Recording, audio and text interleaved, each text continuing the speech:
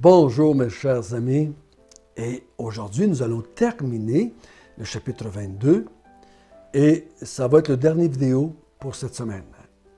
Je vous reviens lundi prochain avec d'autres vidéos sur le chapitre 23.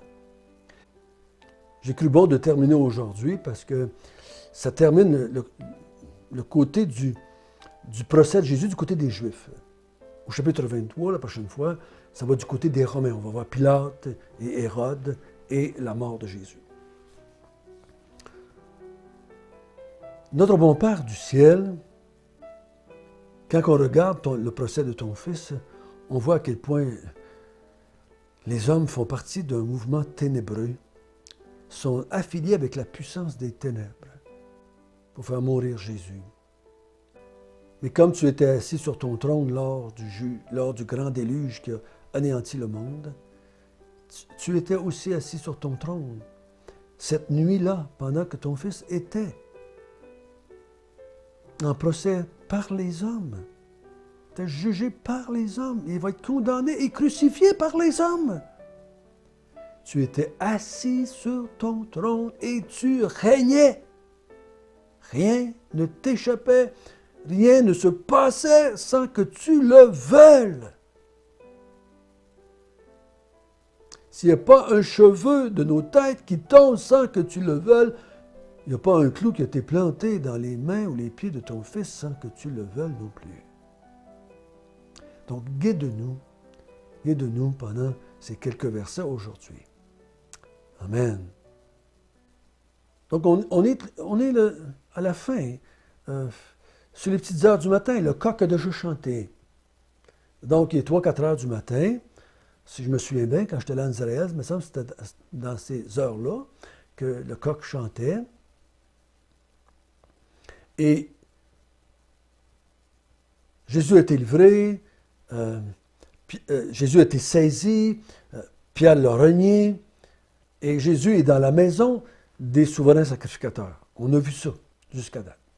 Et là, on va lire à partir du verset 63 jusqu'à la fin du chapitre, si vous voulez bien. Les hommes qui tenaient Jésus se moquaient de lui et le frappaient.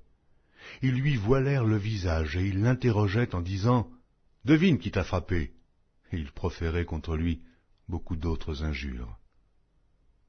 Quand le jour fut venu, le collège des anciens du peuple, les principaux sacrificateurs et les scribes, s'assemblèrent et firent amener Jésus dans leur sanédrin. Ils dirent « Si tu es le Christ, dis-le-nous. » Jésus leur répondit, « Si je vous le dis, vous ne le croirez pas. Et si je vous interroge, vous ne répondrez pas. Désormais le Fils de l'homme sera assis à la droite de la puissance de Dieu. » Tous dirent, « Tu es donc le Fils de Dieu ?» Il leur répondit, « Vous le dites, je le suis. » Alors ils dirent, « Qu'avons-nous encore besoin de témoignages? Nous l'avons entendu nous-mêmes de sa bouche. » Il est important pour Luc de dire à Théophile la conclusion de ce procès. Parce qu'entre ici, ce que les Juifs disent ici et font ici, et ce qu'ils vont faire devant Pilate et Hérode, ça va être une autre chose. Théophile va voir la duplicité qu'il y a entre les autorités juives et devant Pilate et Hérode. C'est deux mondes, c'est des hypocrites. Ils vont avoir deux poids, deux mesures. Mais là, on va voir finalement pourquoi les Juifs font mourir Jésus. C'est un procès qui était de travers tout au long. Saisir la nuit, à cachette. On fait ça parce qu'on ne veut pas que la foule le sache. On est toujours dans la sournoiserie. Au verset, les hommes qui tenaient Jésus pendant qu'on l'interrogeait, pendant que ça se passait, avant qu'il soit jugé et condamné, on avait déjà commencé à se moquer de lui, à le frapper, à lui voiler le visage. Et là, on se moquait en disant, « OK, si tu es Dieu, devine qui t'a frappé. » Méchanceté extrême. Et il n'avait pas le droit de faire ça. C'était contre la loi juive, contre un procès en bonne et due forme. Donc, au verset 66, on dit, « Quand le jour fut venu, le collège des anciens du peuple et les principaux sacrificateurs qui étaient allés les chercher, Jésus, vous vous souvenez, dans le jardin, avec les soldats du temple, s'assemblèrent et firent amener Jésus devant le Sanhédrin. » Donc, toute la grosse gomme, sacrificateurs, anciens, scribes, s'en vont tous là ensemble. Ils se réunissent, les 70 dirigeants d'Israël. Je ne sais pas si c'était tous là, mais en généralement, le Sanhédrin était composé de 70 personnes environ. Ce que j'ai lu, ce n'est pas tout le monde qui est tout à fait d'accord. Ça peut jouer de quelques-uns. Et ils dirent au verset 77. Donc, là c'est un jugement, un procès un peu plus légal. On a fait un paquet de choses noires et sales et injustes en cachette pendant la nuit. Et là, tout d'un coup, quand le jour s'est levé, donc 5-6 heures du matin, parce qu'il faut se dire, là, il est de bonne heure, parce qu'ils vont l'envoyer sur Pilate, Pilate va l'envoyer chez Hérode va l'envoyer chez Pilate, et là, il va être crucifié à 9 heures. Donc, entre 5-6 heures du matin et 9 heures, il se passe toutes ces choses-là. Si tu es le Christ, dis-le nous. Là, il pose la question ouvertement. Si tu es le Christ, dis-le nous. La réponse de Jésus, peut-être qu'il vous étonne, mais Jésus les connaît. Ça fait 3 ans qu'ils sont là. Il connaît leur cœur. Il connaît leur méchanceté et leur hypocrisie. Ils savent que peu importe ce que Jésus, ce qu'il va dire, ça ne changera rien. Leur idée est déjà arrêtée.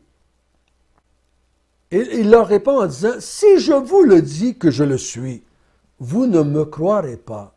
Je vous l'ai déjà dit depuis 3 ans. Je vous l'ai montré depuis 3 ans. Je vous l'ai prouvé depuis 3 ans. Et si je vous interroge, vous ne me répondrez pas. » On se souvient dans Luc. À quelques reprises, Jésus les interrogeait, mais il ne répondait jamais. Donc il dit, vous n'êtes pas juste, vous n'êtes pas en train de chercher la vérité.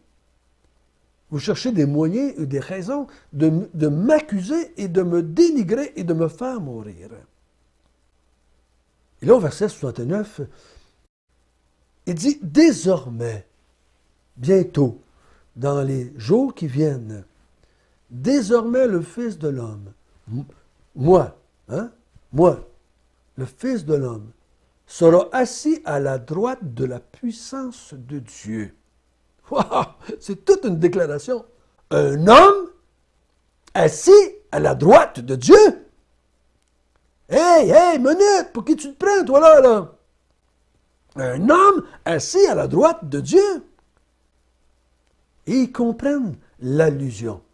Si toi, le Fils de l'homme, tu dis que tu vas être assis à la droite de Dieu, ça veut dire à l'égal de Dieu, à la même hauteur de Dieu, tu vas être l'équivalent de Dieu. Il dit au verset 70, « Tous dirent, donc tu es le Fils de Dieu. » Voyez-vous, ils font le lien. Fils de l'homme, si tu t'en vas t'asseoir à la droite de Dieu, tu te fais égal à Dieu et tu es donc le Fils de Dieu. Tu es donc le Fils de Dieu. Il leur répondit, « Vous le dites, je le suis. » Jésus sait très bien qu'est-ce que ça va produire, cette réponse-là. La réponse qu'il fait, ce n'est pas pour s'aider, si je pourrais dire demain. Il n'est pas en train de... Je vais essayer de les convaincre que je suis le Fils de Dieu. Peut-être qu'ils ne me tueront pas. Au contraire, je crois que Jésus sait très bien qu'en disant cela, ça va les pousser plutôt à vouloir la faire mourir. Il faut bien comprendre que les Juifs ne croient pas à la Trinité. La Trinité n'est pas encore un concept dans la foi juive. Dieu est unique. Et qu'un Fils de l'homme déclare qu'il est le Fils de Dieu. C'est inacceptable. C'est pour ça qu'ils disent au verset 71, « Alors, ils dirent, qu'avons-nous encore besoin de témoignages? Nous l'avons entendu nous-mêmes de sa propre bouche. Il se déclare Fils de Dieu, il se déclare égal à Dieu, il se déclare divin. C'est un blasphème, c'est une hérésie. C'est un hérétique. Et il mérite la mort. Ils ne diront pas ça devant Pilate et devant Hérode. Parce que ça n'a pas de poids devant eux. Mais ici, chez les Juifs, devant le Sanhédrin, quelqu'un qui se déclare un homme, et en même temps qui se déclare un Dieu, un Fils de Dieu, égal à Dieu, assis à la droite de Dieu, c'est un blasphème. Et il doit mourir. Vous êtes Théophile, vous en pensez quoi? Et Théophile comprend très bien là, que même avant d'aller chez Pilate et Hérode, il sait que Jésus ne mérite pas, même lui en tant qu'autorité romaine. Je crois que moi personnellement, excellent Théophile, je le mets comme excellent Fixtus, excellent Félix. Il dit, même moi, là, excellent Théophile, je ne pourrais pas le condamner. Je ne pourrais pas condamner cet homme-là à la mort de la croix. Parce qu'il dit qu'il est le Fils de Dieu. Ça ne fait pas partie de leur loi, ça. Quelqu'un qui se déclare fils d'un Dieu quelconque mérite la mort. Surtout chez les Romains qui divinisaient des êtres humains comme César ou ailleurs. Donc, qu'un homme se déclare fils de Dieu ou un Dieu quelconque, ça ne l'amène pas à la mort. Donc, au moins Théophile comprend et voit là, pourquoi les Juifs finalement vont le faire mourir. Il n'a pas commis de meurtre, il n'a pas commis de sacrilège, il n'a pas commis de... il n'a pas commis de meurtre, de vol, de tuerie. Il n'a pas enfreint les lois romaines. Il n'est pas en rébellion contre César. Non, il n'a rien fait de ça. Donc, lui-même, excellent Théophile, sait très bien que cet homme-là ne mérite pas la mort maintenant. La semaine prochaine, on va voir qu'il va comprendre aussi que les autorités romaines ont été coupables aussi. Les autorités juives sont coupables, les autorités romaines, on va voir, sont coupables aussi de condamner quelqu'un qui n'est pas coupable. Le plan de Dieu s'est accompli. Ce que Jésus disait depuis plusieurs mois, depuis le début du chapitre 10, dans ces premiers chapitres-là, Jésus disait « Je monte à Jérusalem pour mourir. Les sacrificateurs, les scribes, les sanhédrins, les anciens vont me condamner, vont me livrer à la main des païens pour me faire mourir. Et c'est accompli maintenant. C'est arrivé. Ça s'est accompli comme Jésus l'avait dit, à Jérusalem, par les gens qui avaient dit. Et là, il reste à accomplir par les Romains, qu'on va voir la semaine prochaine. Vous savez, dans ce chapitre, on voit les humains affiliés avec la puissance des ténèbres. Combien vous avez vu d'hommes et de femmes de monde religieux qui croient tous faire des choses pour Dieu, puis qui déclarent tous être des enfants de Dieu, puis qui aiment Dieu, puis qui font pratiquer leur religion pour Dieu. Puis il y a des gens qui disent que peu importe la religion que tu fais, si tu la pratiques bien, si tu fais de ton mieux, Dieu va t'accepter, tu vas être avec Dieu. C'est faux. C'est complètement faux. Jésus ici dit à des hommes qui croient défendre leur religion, qui croient mettre en pratique leur religion, qui croient qu'ils accomplissent la volonté de Dieu. Mais Jésus dit, non. C'est votre heure et l'heure de la puissance des ténèbres. Jésus jumelle cette religion-là, cette religion juive, avec toute leur autorité, tous leurs dirigeants, il les jumelle à la puissance des ténèbres. Et il nous montre dans une autre facette, un autre temps, que Dieu utilise cette folie humaine, utilise cette méchanceté humaine, utilise cette religion juive humaine-là pour accomplir son plan, son but, sa volonté, ce que lui avait déterminé. Parce que Jésus devait mourir le jour de la Pâque à Jérusalem à 3 heures. C'était écrit, c'était déterminé. Mais Dieu est tellement fort, tellement puissant, tellement grand, tellement Seigneur, qu'il utilise la puissance des ténèbres, la folie des hommes pour accomplir son plan. Ça démontre à quel point Dieu est grand et souverain. Il veut que Jésus meure pour le salut des hommes. Mais Jésus ne fait pas juste mourir d'un coup de tonnerre. Jésus utilise des hommes et des femmes et un peuple très autonome, qui est très volitif, pour accomplir le plan que lui a. Eux autres, ils travaillent pour le mal. Lui travaille pour la gloire de Dieu, pour sa propre gloire. Donc, je vous souhaite une belle fin de semaine et que Dieu bénisse vos rencontres entre frères et sœurs et qu'ensemble, on cherche sa face. Notre bon Père du ciel, ô béni sois-tu, ô comme je t'aime, Seigneur, mon Dieu, comme je t'aime, Seigneur Jésus.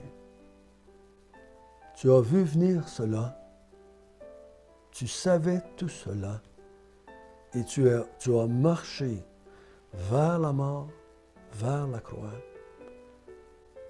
Tu as accepté d'accomplir le plan de ton Père pour notre salut, pour mon salut. Parce que tu savais que mon salut ferait la gloire de Dieu pour l'éternité. Si on veut donner gloire à Dieu pour notre salut, il faut croire que Dieu est au contrôle de tout ce qui s'est passé cette nuit-là à Jérusalem. Sans ça, on ne peut pas glorifier Dieu pour notre salut. Il faut qu'il soit complètement au contrôle et il faut que vraiment, c'est lui qui voulait que Judas fasse cela. Il voulait que tout se passe ainsi. Sans ça, on ne pourrait pas lui donner gloire. Amen.